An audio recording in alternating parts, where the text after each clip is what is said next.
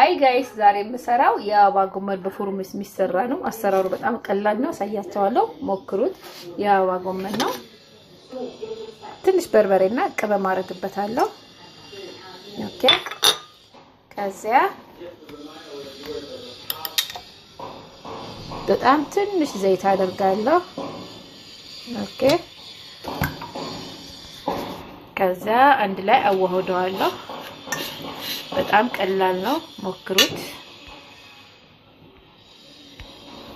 ሃይ ጋይስ እንደዚህ ካደባለኩት በኋላ ኦኬ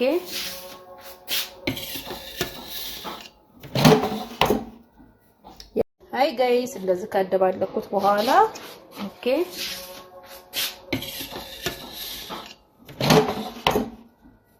ሃይ ጋይስ ያለ ዘይት ነው የማበስለው። ከዛ እንትን እለዋለሁ፣ አስገባዋለሁ።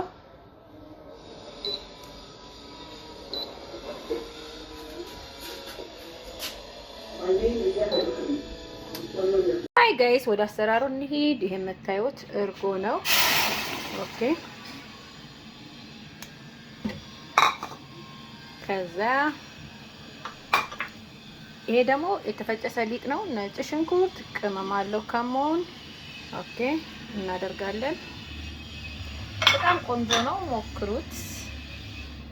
ይሄን አንድ ላይ እናደርጋለን። እንደዚህ እናዋህደዋለን። ማሻአላ ብያለሁ፣ ሞክሩት።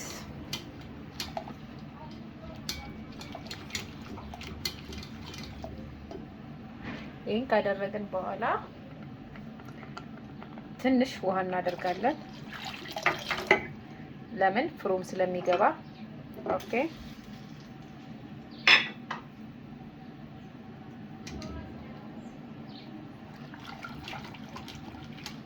እስከሚፈላ ድረስ ትንሽ እንጠብቀዋለን። ማሻአላ ሞክሩት ጋይስ። እንደዚህ ከፈላ በኋላ ይሄ ደግሞ የምታዩት ሎሚ ነው። ትንሽ ሎሚ አንድ ብቻ ነው የምናደርገው። ኦኬ። ከዛ አንድ ላይ እናዋህደዋለን። በጣም ቆንጆ ነው ጣዕሙ። ኦኬ ወደ አሰራሩ እንሂድ። ይሄ ስንያ ነው። ስንያው ላይ ምንድነው ያደረኩት? ይሄ ለሐም መፍሩም የተፈጨ ስጋ ነው። የተፈጨው ስጋ ተቁላልቶ ነው መጀመሪያ ስለነበረኝ ነው። ኦኬ። ከዛ ከታች እናደርገዋለን የተፈጨ ስጋውን። ከዛ ይሄ ደግሞ ያው የጠበስኩት ነው።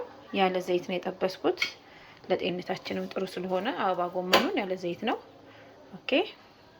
ከዛ አሰራሩን ነው። ኦኬ። ከላይ አበባ ጎመኑን አድርጌያለሁ። ከዛ ይሄ ደግሞ እርጎውን ከላይ አድርጋለሁ። በጣም ቆንጆ ነው፣ ሞክሩት። ማሻአላ ብያለሁ። ከዛ ይሄ ደግሞ እንደ ፉል ነው። ስሙ ስለማላውቀው ነው። በኢትዮጵያ ታውቁታላችሁ። ይሄንን ከላይ ታደርጋላችሁ። ይሄ በሰለ ነው።